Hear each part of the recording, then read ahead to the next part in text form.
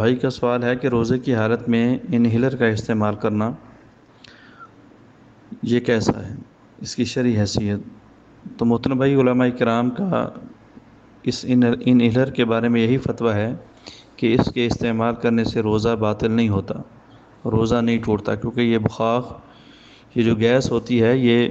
معدے تک نہیں جاتی بلکہ یہ پھیپھڑوں پہ جا کے اثر کرتی ہے، بعین ہی اسی طرح جس طرح کہ ہوا انسان کے معدوں پہ جا کے اثر کرتی ہے۔ اس لیے یہ انہیلر نہ تو کھانے کی چیز ہے، نہ پینے کی چیز ہے، اور نہ ہی ان کے مشابہ ہے، اور نہ ہی انسان کو جو ہے اس سے کوئی طاقت قوت ملتی ہے، لہذا بوقت مجبوری